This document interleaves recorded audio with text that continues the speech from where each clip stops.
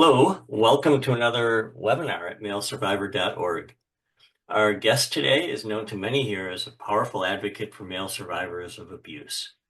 Jim Struve is a psychotherapist whose early work as a social justice advocate eventually led to work with male survivors of sexual abuse, which in turn led to a Master's of Social Work degree. He was a co-founder of the National Organization on Male Sexual Victimization, which eventually became malesurvivor.org. Through the three-day weekends of recovery that started in 2001, many survivors have found not only support, but empowerment, leaving those weekends with learned tools for healing beyond just the workshops themselves. Those weekends are now run by MenHealing.org, of which Jim is an executive director. So Jim, welcome to Male Survivor. And I'd like to start by asking you how you got involved with working with male survivors of sexual abuse and why that became a focus of your life's work. Good, thanks, Lee. Thanks for having me here, and Marie and Nathan and everybody else in the audience who's here. I'm kind of an accidental, natural candidate for having gotten involved with this work. When I got into college, I got very actively involved with social justice work, did community organizing. It was in the 60s. It was at the University of Wisconsin, so I was involved there. But when I went off to college to get far, far away from where I grew up, I basically dissociated and tuned out everything about my past. So I really had no recollection from what had come before, but I was into doing the social justice work. And then in 1976, circumstances led me to move to Atlanta, Georgia. And when I got there, I needed a job.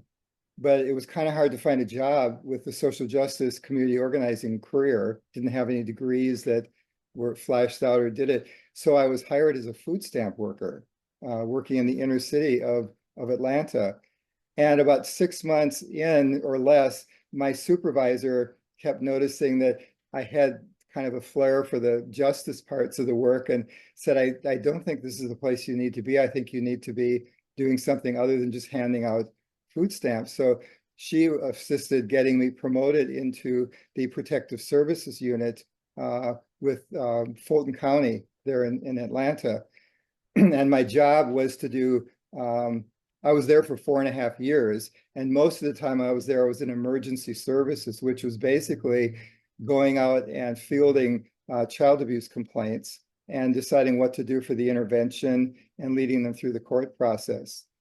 And because it was primarily female staff, I quite naturally got all the boys to work with, or got the pretty heavy caseload of boys. And I just somehow knew what to do. And I just somehow was a natural with doing that work. And in the process, one of the residential facilities that I got a lot of the boys placed in over the course of the time, they needed a social worker. And they said they really liked the quality of my work and would I come be a social worker? And I said, well, I don't have a social work degree. But they said, that doesn't matter. We like your work. So they hired me to come and do the work.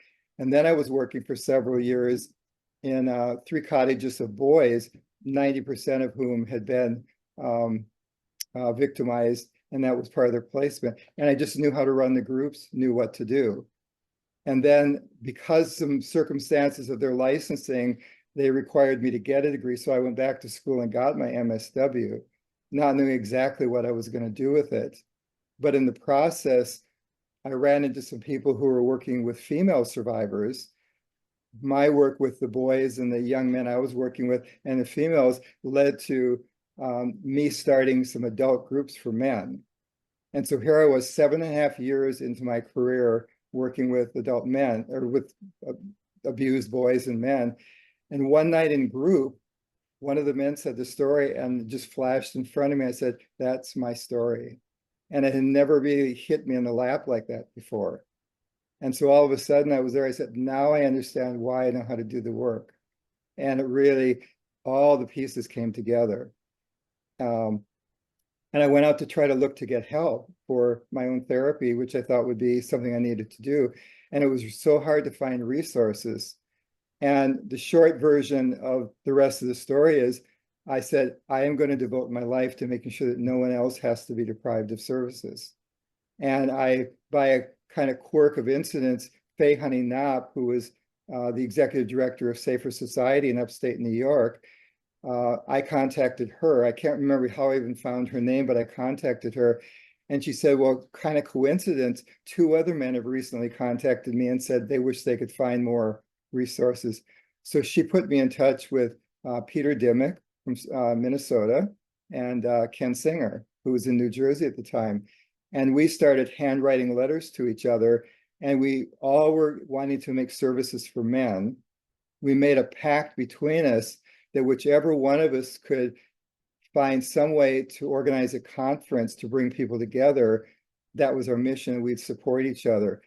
And Peter was successful in 1988 of convincing the Minnesota department that was working with sexual offenders to add a second day to the conference just on survivors. So that was in 1980. It was our first that I know of conference on male survivors. So we conducted it there, had 200 people show up who stayed after the other conferences showed up. And then we vowed the next year I was going to, when I was still in Atlanta, bring a conference there was for non-offending survivors, strictly non-offending male survivors. We did a 3-day conference with a pre-conference institute. At that point, Mike Liu had already written his book. Mick Hunter, his book was out. And we had 450 people from 14 countries who showed up. And then that led us to form a planning committee that we started to do conferences every year thereafter until we formed NOMSB in 1995, incorporated as a legal nonprofit. And that's led to Male Survivor, Weekends of Recovery, MenHealing, and some of the other movements. But that's kind of the version of how I got into it, quite accidentally, and yet totally meant to be because I'm a survivor too. So those conferences were just survivors, non-offending survivors, or did they? We build our initial part was we wanted to provide services because at the time people who were offenders were getting treatment or you could get it through that avenue, but no one was addressing that most survivors do not become offenders. And we wanted to break that link, that mythology of doing it, really promote that the bulk of people are non-offending survivors, men. So we wanted to create safe spaces. And from the very beginning, we built the conferences around having survivors and professionals work together. So we did the one in Atlanta in 1989, Tucson 1990, Portland 1992. Then we did one in Washington, D.C. And then we had a convening conference in Columbus, Ohio in 1994. And at that session, we made the decision we need to incorporate. And the next year, we came together and incorporated as the National Organization Against Sexual Victimization. In those conferences, they sound very similar to the Weekends of Recovery, or did they morph into that? They kind of morphed into that. We always did a pre-conference institute that was very experiential, that was trying to engage clinicians in getting involved with the issue, not just fixing the issue. And then all the conferences had breakout sessions and things for survivors and professionals to meet. And then it was not, we incorporated as NOMSB in 1995. And somewhere between that and 2001, there was an organization in Colorado, Male Survivor, and they were wanting to shift what they were doing. And we combined the two organizations and we took on the name of Male Survivor. That was somewhere in 1999, 2000, somewhere right around there that transition happened. And then in 2001, Howard Fratkin and Mikkel Rao proposed doing the weekends. And it just so happened that they occurred about, well, they occurred very closely to 9/11. So it was right sort of on the heels of that. But that was the first one in 2001 as part of Male Survivor at the time. And then they became annual events. And then we eventually got up to doing more than one a year because there was enough interest. And at some point, we were up to doing 10 weekends a year. You know, the weekends are fascinating. I myself have been to, you had two different levels at the time, Yes. and I had been to both levels. And a lot of people, I'm sure, are familiar with the weekends of recovery, even if they haven't gone, because it Yes. was a big hot topic for a while at Male Survivor. Yeah. Uh, and I'm wondering if you can explain how those weekends progressed for maybe some of our listeners who haven't experienced it, and explain what a weekend of recovery is, and what happens, and how it progresses, and what kind of tools you teach. Okay. Well, the basic essence of the weekends of recovery is really the same as from the beginning. Formation. We've tweaked how we do some of them, um, but the basic essence is built around allowing men to come together, break their isolation, break the invisibility, and find a safe environment to create connections. So the weekends are usually smaller. They've always been built around 30 people or less. So there's an intimacy with them, safety. And one of the things to this day that happens kind of pretty often, we start by having everybody in a big semicircle or circle. And when people look around the room and realize, oh my God, I'm with 27 other survivors or 24 survivors, or it's almost like that point you could go home because it's had a profound impact. Because most people, when they come, have not had the experience of being in the presence of other men to realize, oh, there's that many other people. I'm not alone. And then from there, we do that over the course of 2.5 to 3 days to build connection and community. And the first thing that we do, the first building block is safety. And what we have learned to do with the weekends is rather than we say, here's the safety guidelines for the weekend, what we do instead is we first of all ask people, what do you need to be safe enough to show up and be present here? And then a series of related questions, all about what do you need?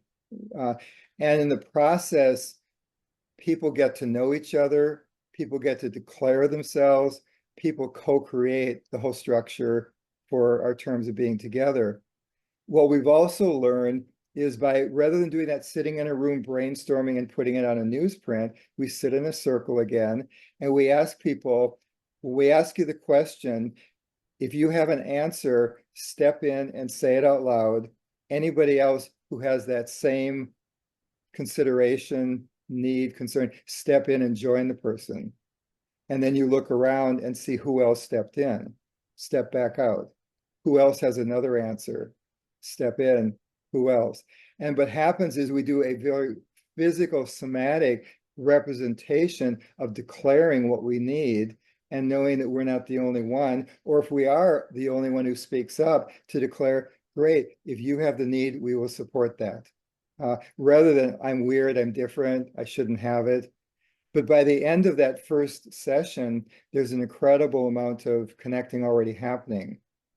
And then from there, we really lead people through the basic skills building for mindfulness and for helping to understand the mechanism by getting back into your body, by making it safe enough to be physically present, joining your mind and body, and finding skills for regulation.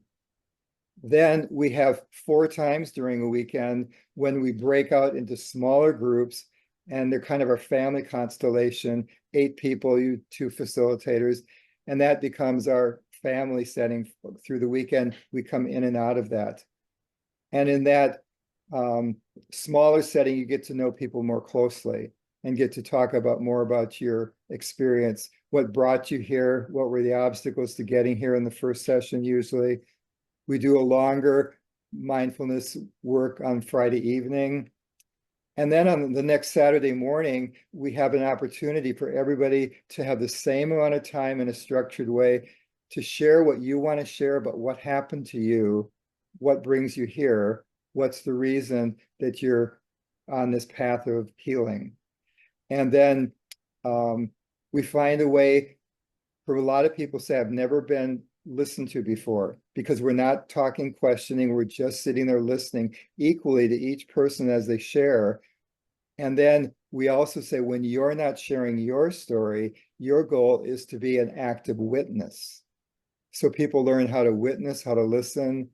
And by the end of that, it's very profound because people have had the opportunity to hear and share with each other. Incredible bonding. We take time in the afternoon to do a physical hike usually, or some kind of artwork, but a way to relax and reflect. And then we come back and we do what we call sculpting, which is basically using everybody in the group in a larger group session. We each are a piece of clay. And what we want to do, what we usually build it on now is that how would you do a representation of how you feel having shared your story this morning?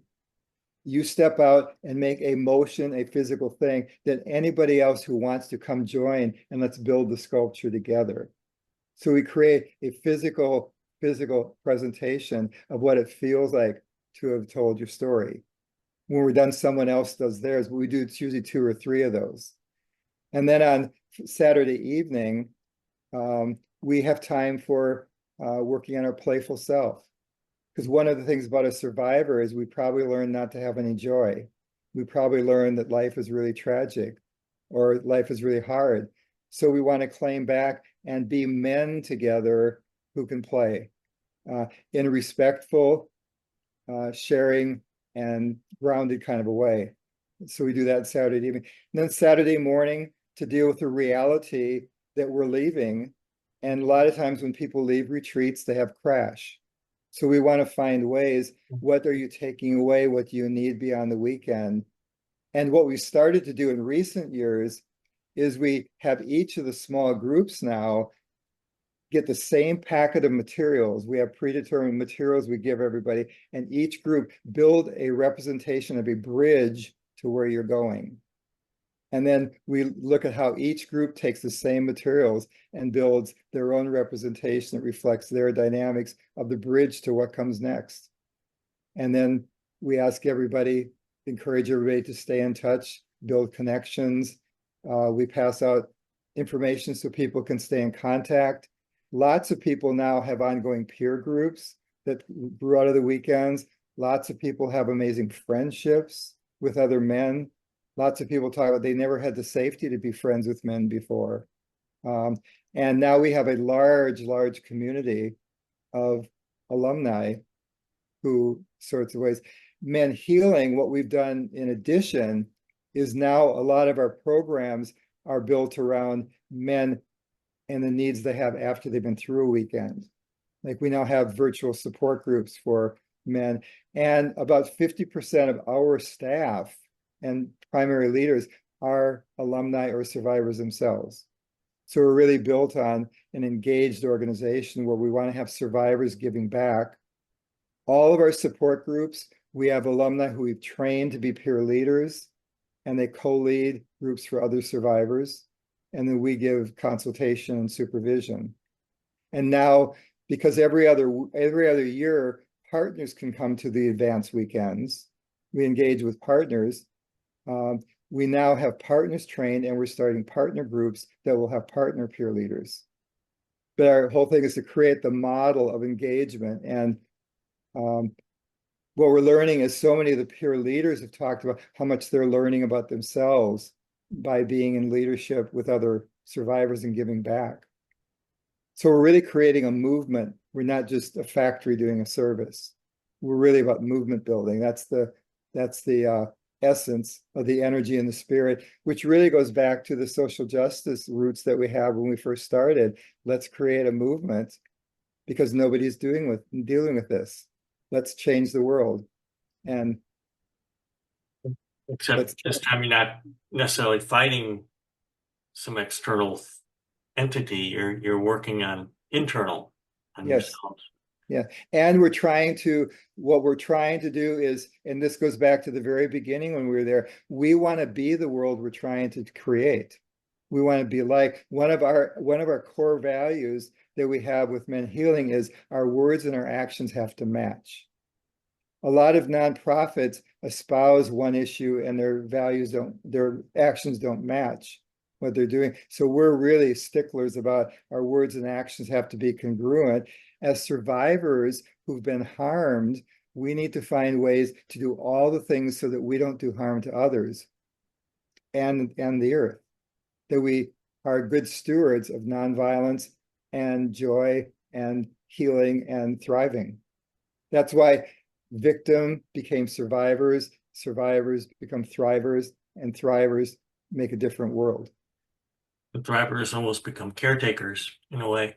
And And yeah, go and we pass and we become the elders for the next generation. That's when you look back way back from 1988, every one of us who have been involved with the organizations along the path, everyone who's been to a weekend, each one of us are now elders.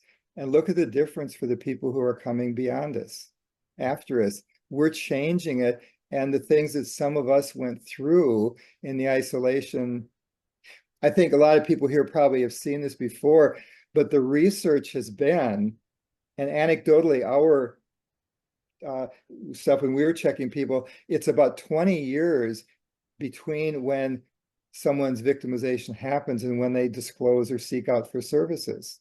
That's been the average over the years for men. Now we're finding an incredible number of young people, 18, 20, 24, who come and seek help. The world has changed. We've been partly responsible as the elders to make that change. And we need to continue to create the change that comes beyond us. We're beginning to do more work where we're not separating doing work females and men. We're more and more. We just had a weekend in August. There was a joint weekend for about the fourth time between the women's organization and us as a men's organization. We're not segregating. We're trying to do it collaboratively. That's important. that you recently have had workshops. I don't know if they're weekends or just days where you work with animals.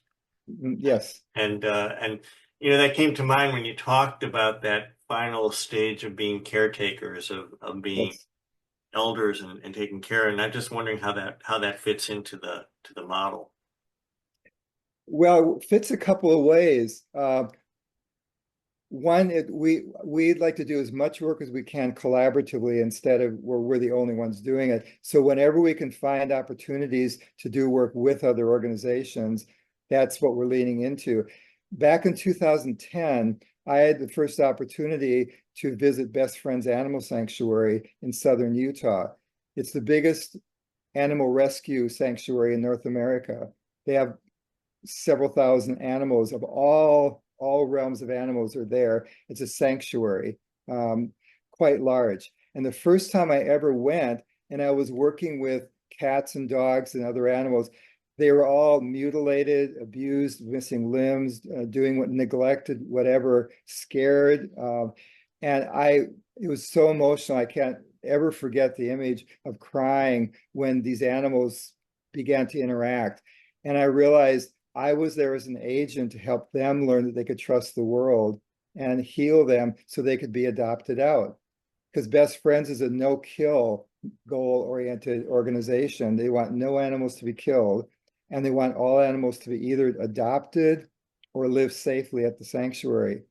And I said at that point, oh my God, I can't imagine what it'd be like to bring a group of survivors here and do service work with animals.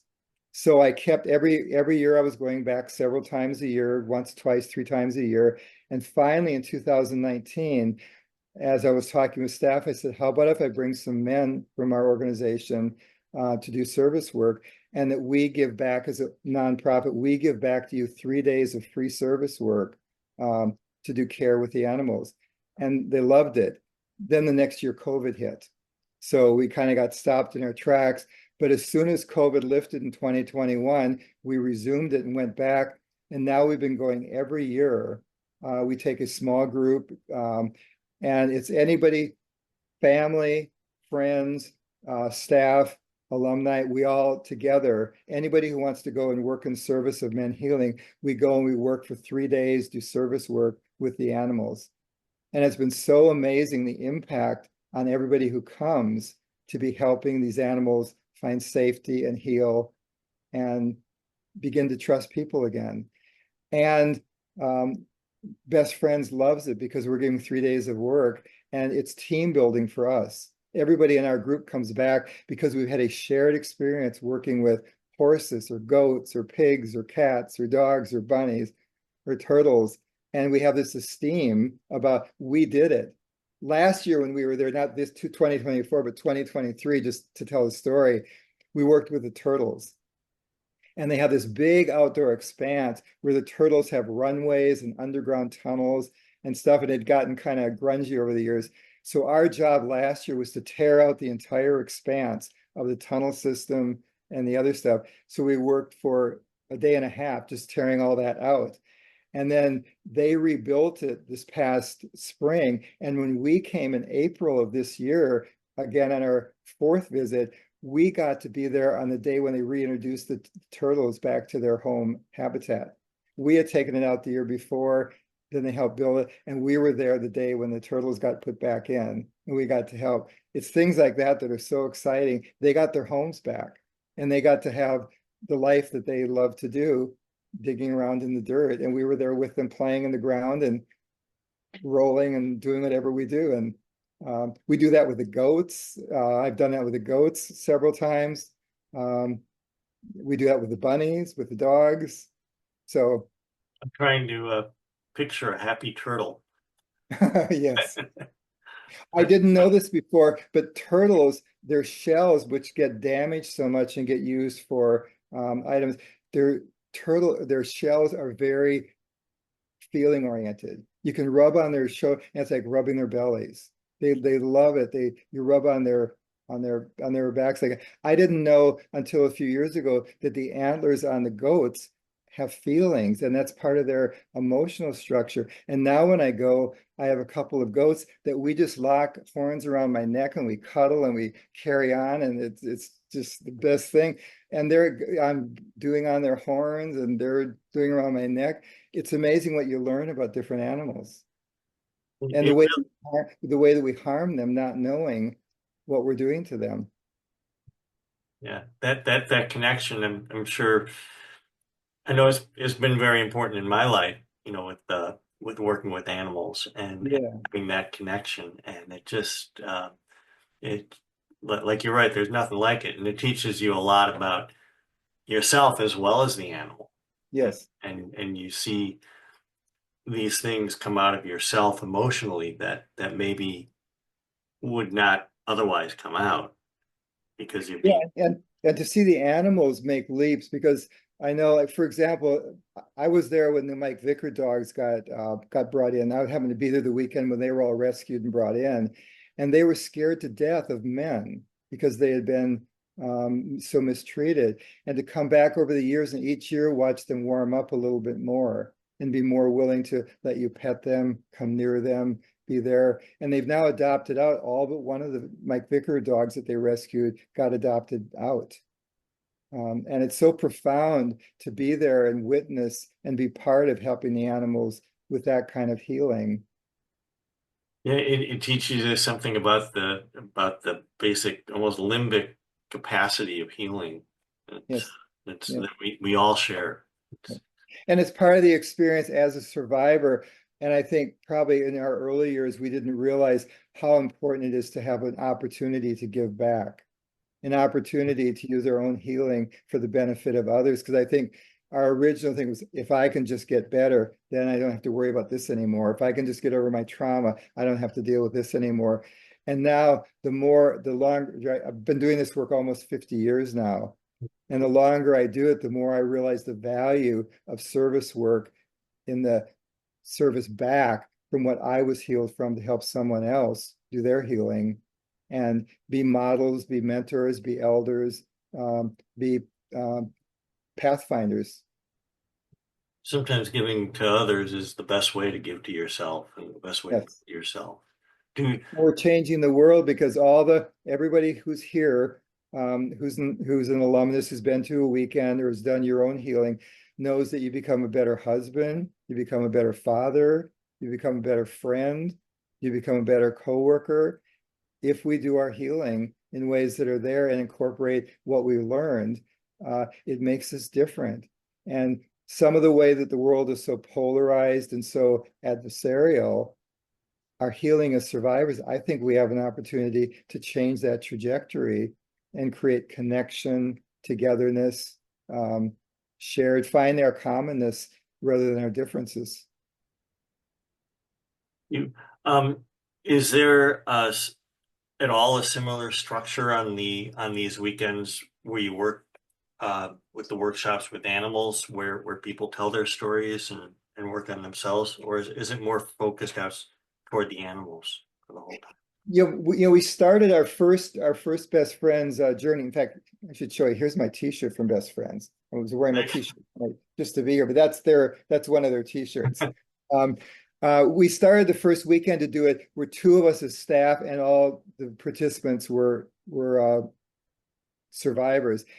And then we realized that we were missing something. And so with the next year, we opened up and said, let's change it. And if any other staff want to come, we'd like to have you come so that other people can have the opportunity working together.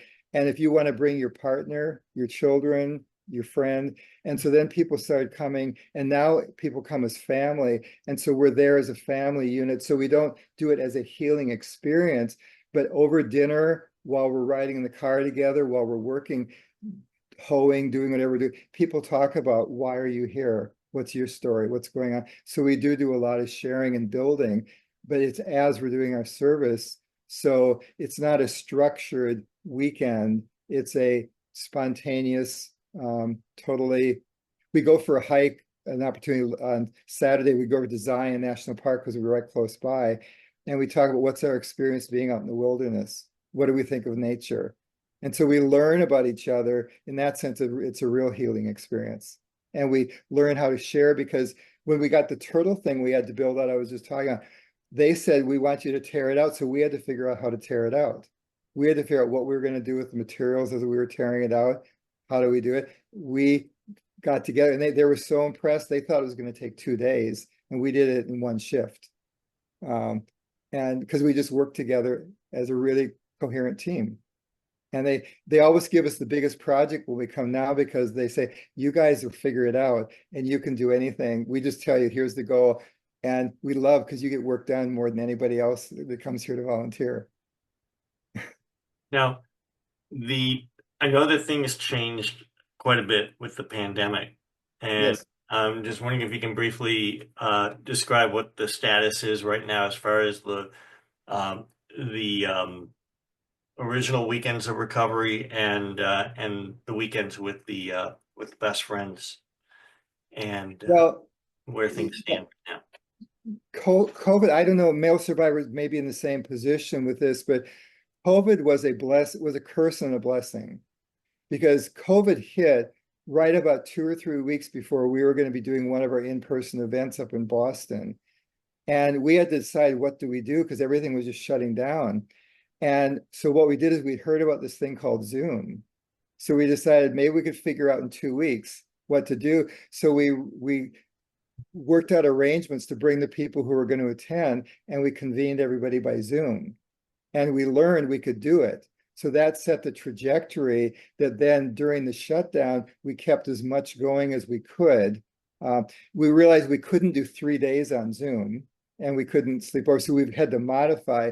But what it taught us was how to do it stuff virtually. And what we learned is that people that couldn't come to a weekend, they couldn't get away from their family, they couldn't get 3 days off, they couldn't afford it.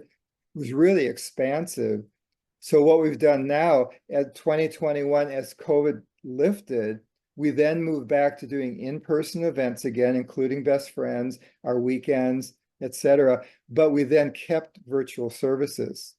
And now we have a hybrid of a lot of our services are virtual. We now do virtual support groups um, for partners, for anybody who can't come to a weekend, for anybody who's an alumnus. And those are done virtually, because that way we can have people mixed from, we have people as far away as Japan and Germany in the same group, or across all the time zones. So there's a real value there in doing that. And we are doing a lot more stuff electronically. by access through the internet at the same time that we're doing as much in person as we can. And so I think it's been expansive in that way, because what we're realizing is we without realizing, I think we're participating in the divide between who has the economic means to get to places, who has the lifestyle that allows them to go away and come in person. And now we want to have a mixture and reach as many people in as many different ways as we can. So for that, I'm thankful that we bumped into the spillover that COVID forced us to deal with. Yeah, it required you to think beyond it, and turned out that it was a bit of a gift. Yeah. And even conferences, now I know, like I just was at a weekend script conference on men who's out in Los Angeles.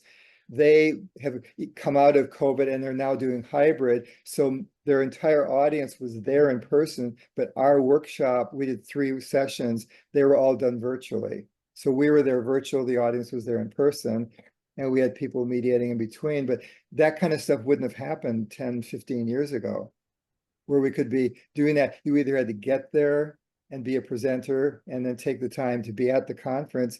And now even that's changed, where we're reaching more and more people by virtual training, virtual in-service. Look at this thing we're doing here today. How would we would have had to wait for the Male Survivor Conference to do this. Now we can do it in between by having the webinars. So I'm thankful for that expansion that we've adapted to, all of us. Great. This is, I'm sure we probably have a few questions that Nathan might have from our audience. I just wanted to check in with you, Nathan, and also check in with you too, Murray, if you had any questions that you wanted to ask. Yeah, just the real big question, and I'll post a link in there, is when is the next weekend of recovery, and what's the difference between your initial ones and then like your level 2s and the partner ones have been the biggest questions, Jim, people are curious about. Okay. Well, I'll do the last one first. The partners are support groups. There are 8 sessions online virtually for anyone who's a partner, any gender. You don't have to be a partner of an alumnus, anybody who's a partner of a man who's experienced sexual harm. We are just launching them as a new support group program. And we're currently, if you go to our website, we're taking registrations and wait lists. And we're going to roll out the number of groups based on the number of people who we get to register, because we've got enough peer leaders to expand them. So that's that. The difference between our level 1s and our advanced are everyone who's been to a level 1 before. So how they're different is everybody has that in common. They've all been to a level 1. And part of what's different is most people come to the level 1 pretty apprehensive, anxious, squeamish, uncertain, whatever. And when they come to the advanced, they're pretty, I want to be here. I know what I'm getting into. And so it's just a change. It's kind of a different level of launching. And then every other year, or sometimes more frequently, we allow partners to come and attend as well. They don't have to be alumni. They've never been to a weekend, so they're new. But they're kind of riding on the coattails of the winds that's in the room. And each advanced weekend has a little bit different flavor of a theme. Like this year's advanced, we talked about our ancestral roots, what's happened to generations before us and what they might have experienced, how that might have affected how we got helped or not helped or whatever. And we did it as a co-ed advanced weekend with women and men there, alumni together. And when we do our weekends with the partners being there, partners have their own support group. So they have a chance to build connection and community with other partners. Because a lot of partners end up getting very isolated and there's no services for them, or they begin to spend all of their time being built around the needs of their loved one. And what we're saying is that we want partners to realize what's the work that you need to do. What's your issues? What's your thing? What do you need for support? So that's one of the ways they're different when they come. Our next weekend, ironically, We've got our next level one will be October 18th through the, October 18th to the 20th. Registration is open through September 27th. So that's a couple of weeks. Yeah, it's a couple more weeks before registration closes. We've still got a few openings for that. So that's our next level one.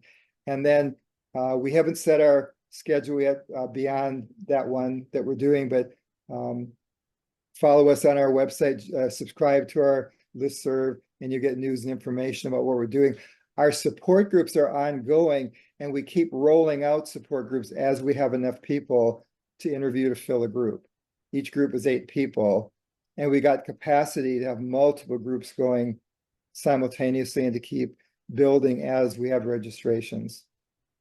I just want to interject one thing here, for our viewers, that we are going to be post-processing this webinar in a recording. It will be on our website, Webinar of Recovery, or webinarsofrecovery.org. And I think either one works. And we will have a little banner with probably a QR code there so that people can go to all of these places and registrations that we're talking about, from best friends animals to to the registering for the weekends. So just wanted to let everybody know that is coming down the pike. We usually have these things post-processed and posted within a week or two of the event. And thanks for mentioning that, Lee. I forgot our best friends registration is open because we'll be going in April of 2025, and we're just opening that for registration now. So if you go on our website, you can do that. It's a very small number. We only have 12 to 15 places for that weekend. But if you want to come and work on behalf of MenHealing as an ally and do that service work, that's up on the website and it's available to register. Great. That'll definitely be on the post-processed as well. Yep. All right. And then Jim, two more questions for you. One is what's the opportunities of these weekends going international and outside of the United States? And what does the screening process look like to ensure safety for the men going to these weekends? Well, the first question first, we already have a fair amount of international presence. We've got a number of people who have access and come to the weekends: Japan, Mexico, England, Germany, etc. So that's not uncommon. Canada, a lot of times we've done that. We have for a number of years, we were doing weekends in Canada. I hope we can get back to allowing that to happen again. And we've been in discussion for the last several years about beginning to bring weekends to South Africa. We actually have a project initiative to possibly do, it's called Healing Sons of the Soil, to begin to train people there and begin to bring weekends there. So we're interested in anybody who is international. Talk with us, let us know. We'd like to find ways to train and work with people. Meanwhile, they are open to people to come to attend. And all of our support groups, we also have international participation in the support groups. So we try to, when we do our intake procedure, one of the things we interview everybody for both support groups and the weekend. And part of that screening to make sure that people are ready to be in whatever it is they're registering for. And things like the support groups, we then have information for time zones, so we can try to help put people in support groups that don't require everybody to be getting up at 3 and 4 in the morning just to make a group, but we try to tailor them around time zones that reflect the needs of the people. Our level ones, we do an intake interview, and a lot of that is to get to know each other between the interviewer and the participant. What are your goals? What are you bringing with you? What are your safety concerns? What do you need to be safe so that we can help decide what we're doing that would fit or not fit with your safety needs? What are your special needs for physical mobility, food restrictions, sleep, things of that sort? And then we also do screening for offending behavior, for who's had a history of any kind of offending, because we want to screen and monitor for people who have had sexually reactive behaviors that might have gotten them in trouble versus people that are pedophilic offenders. And we do screen out people who are on the sex offender roster, people who have had legal altercations with that, because we want to make it safe, because these are for men who are not offenders. So we do screen out for that. And that's one of our ways to try to make sure that we create the safety. We do know that some men have had problems with acting out, with getting in trouble, with kind of the gray areas of consensual behavior. And that's what we want to gauge conversation. We usually have a second interview to screen more deeply about that, to decide, and that may allow someone to still be appropriate to come and attend. Great. Thank you so much, Jim. If you have any questions, go ahead. No, I just wanted to sort of make a comment that I was in, I don't know if the first weekend, but at least the second in 2001, and then several others. So I haven't been in maybe 6, 7 years, but I've seen the program really evolve, at least from my own experience. And it's really, first of all, the impact is enormous. And I don't know, you spoke about elders. I guess I'm one of them. And, it was very inspiring and very moving. And the experience is really powerful and really enormous. And so anyone who has any question really should consider just in terms of your path toward healing, and also the responsibility and responsivity to the community, I think, is part of what I took away. And, you know, I hung out with Male Survivor on the board in all kinds of capacities. I was off for 10 years. I came back about 6 years ago. And it's, you know, the giving back is really, I think, part of the experience of being on the healing. And so I just wanted to, you know, thank you and Welcome.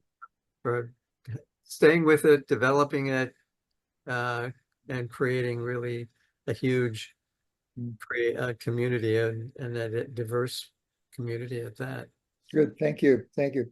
Yeah, and it's important for anybody who's not familiar with the weekends to realize that it's not a teaching experience. It's not us as experts teaching about trauma or healing. It's an experiential weekend where we're in it together and we're helping people build skills and learn skills, but it's not academic, it's not cognitive, and it's very engaging. And everybody who comes, the goal is to get you involved and participate and be there together. Like I said, community building is the essence, not going away with a continuing education certificate or any kind of a degree from it. So and we're there to learn from everyone who's participants. Those of us who are staff, we're there to learn too. And a lot of us are survivors.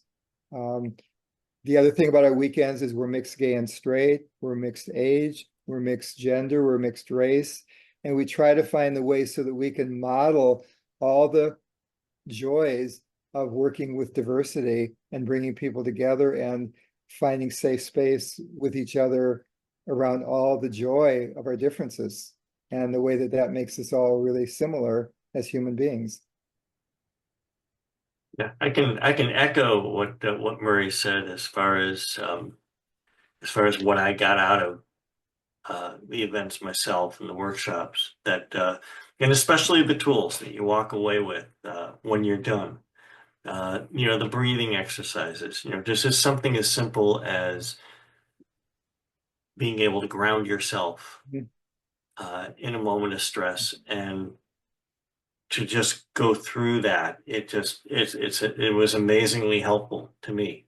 And I'm pretty much a cynical guy when it comes to that kind of stuff. And I'm just like, you know, scientist, I look at everything like, okay, prove it kind of thing, but it really does work. It really does work. That reminds me that to direct people to our video collection. One of the sections of our videos is called Skills for Healing.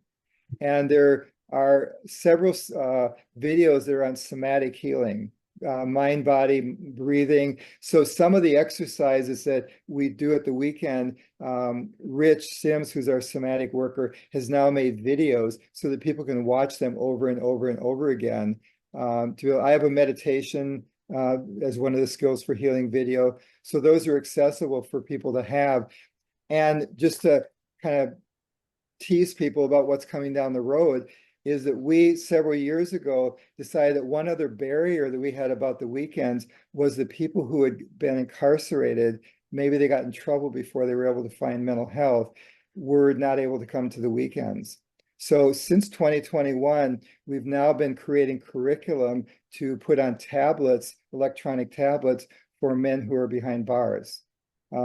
And we, for a couple of years, we're doing with Ohio and Indiana, we got up to 75,000 submissions on the tablets. And what we've just done this past year is we've now hooked up with a curriculum provider, and we've transitioned all of our materials to make an ebook. And that's going to be done in just a couple of weeks. And we're going to be releasing 10 chapters on a 100-page ebook on skills for dealing with trauma to 700,000 incarcerated individuals in 850 prisons around the country. And what we're going to do with that, we've made videos on breathing, anxiety, all the somatics, as if you were in a cell, in a small quarters, so that we can teach them how to do these same skills behind bars. We're then going to also have that book for sale on the internet before the end of the year, probably, where people can buy, just general public can buy that same ebook and find all the skills, the access to the videos and the materials. So be on the lookout for that's coming down the road for sale as soon as we can get this thing finished and doing it. But we're trying to go behind the bars instead of waiting for people to come out.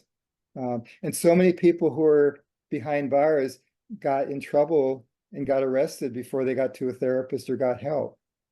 And so they're really needing to be provided the services just like everyone else. Would these also include sexually offending prisoners? It will. Anybody behind bars, anybody who's there has access. It's free to anybody. So we're gearing it towards men who have not offended, but anybody can read it. So the people who have offended, that may have been how they got in trouble. And that may be something very important for them to look at. We'll probably down the road begin to work more with staff from incarcerated institutions to do more clinical work with people. That's yet to come. But the main thing is to get the materials on the tablets. And we've now moved from 2 states to 850 institutions nationwide. We'll be on within a month or so, we'll be uploading them. I think that's a very courageous and smart thing to do. Just being a victim myself from somebody who was an offender and did not get the kind of help. Yes. And accept punishment, and it didn't do anything, but he never got the help. And as a result, a lot of us kids suffered because of that. So this is,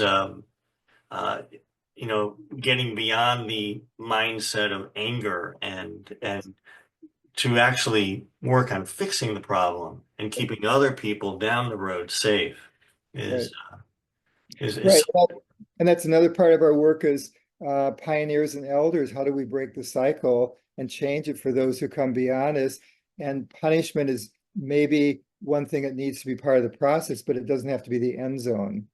And we need to move beyond just punishment to help people heal, because everybody, when you think of being behind bars, maybe a father, maybe a husband, maybe a brother, maybe anybody we help begins to do the ripple effect to help others who may also benefit from their healing.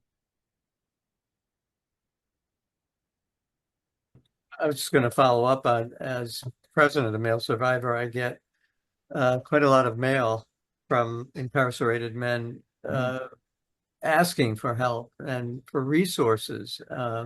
One of the things I found out was sending some of them books and so on. They get returned because there's certain prisons that Yes.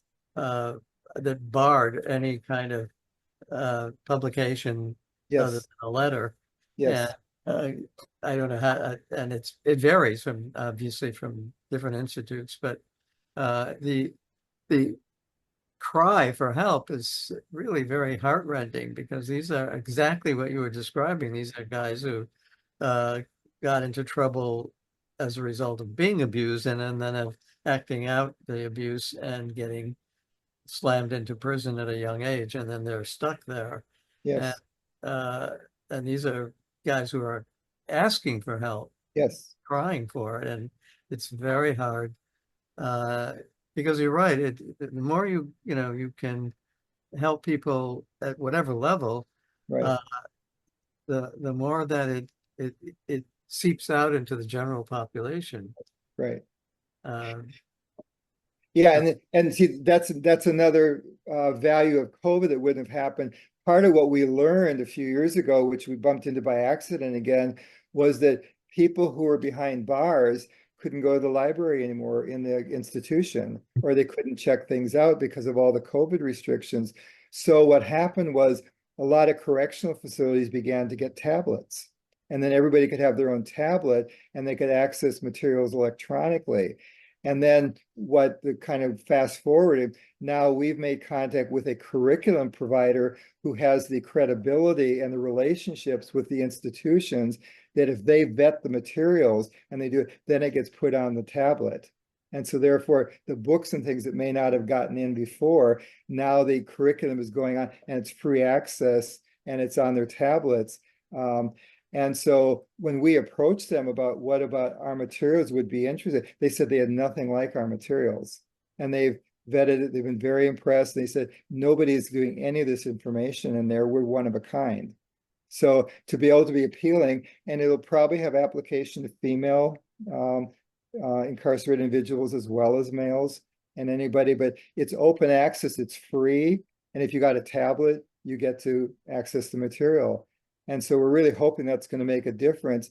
And then beyond that, the staff will be aware of the material. The staff will learn about it, and it may make a difference with the staff in terms of their sensitivity and their awareness about what are the dynamics. Because we're making everything very user friendly. It's kind of picture animated, kind of booklet kind of thing, very graphically designed, not text heavy at all.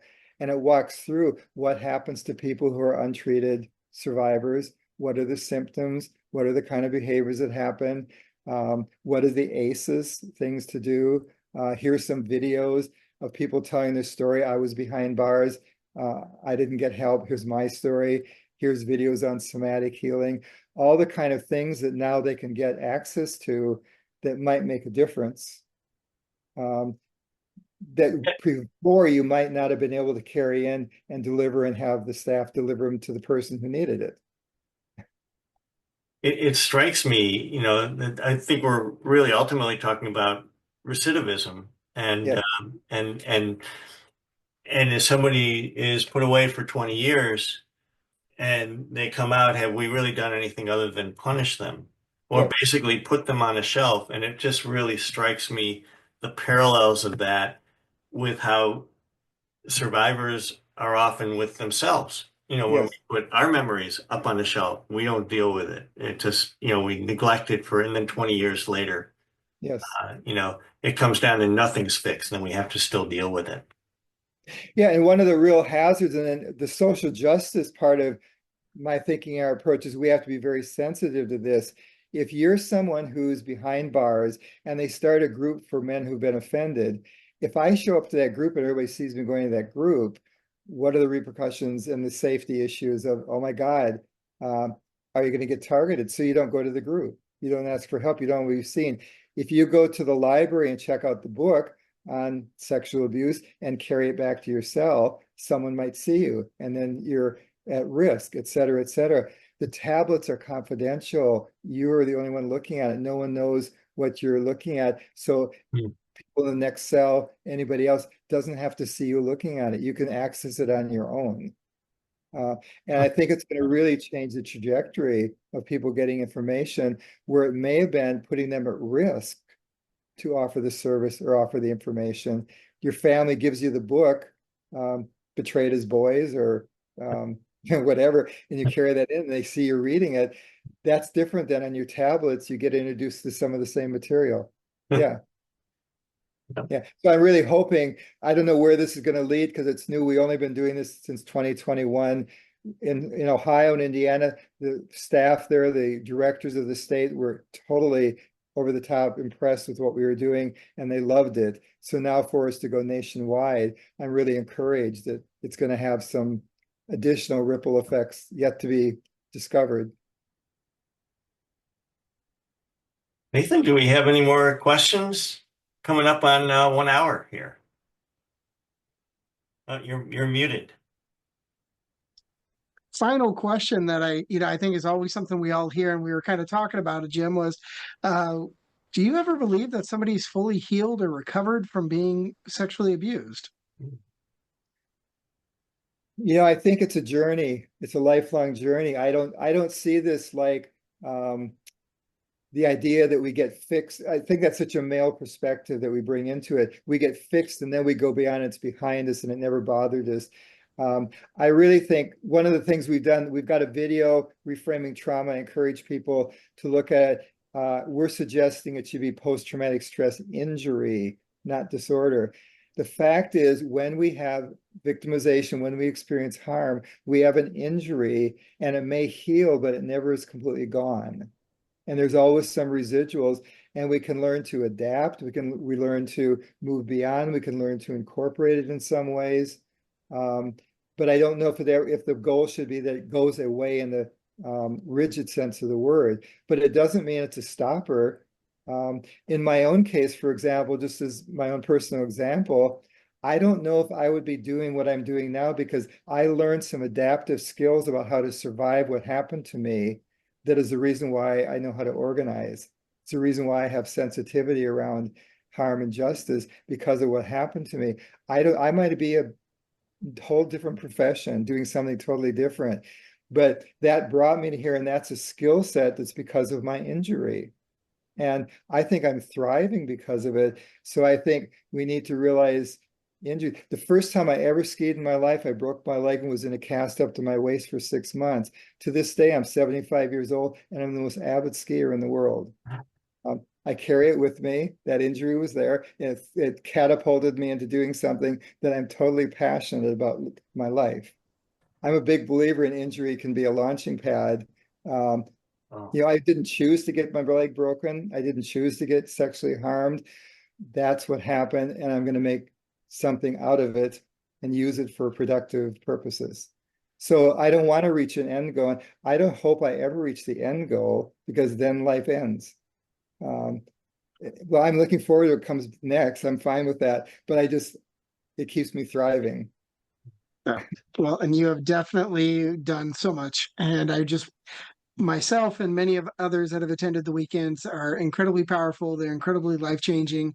I encourage everyone to check them out. I got to do one of the first, and it has definitely given me a new trajectory. So I just appreciate, Jim, that you're here. I appreciate, I didn't realize it was 50 years of knowledge and gratitude. Thank you so much. Thank you for having me. I enjoyed being here, and really appreciate all the work that all of you are doing, as well as everyone who's attending. If we all keep doing the work together, we'll continue to grow. Absolutely. And it has been a real pleasure to have you here, and a real education. Really enjoyed it, especially the way you spoke about healing, and which I fully agree. I think there are ways to do healing, and if you do it right, it can be a real adventure into your life. And, Yes. And best journey to everybody else who is on the path, and hope to stay on the path and continue to build connections. Great. And again, we're going to have this webinar up on our webinar of recovery page. Keep an eye open for it. Usually about 7 to 14 days. Sometimes I can get it done sooner, sometimes I can't. But we will definitely have it up there with all the pertinent links.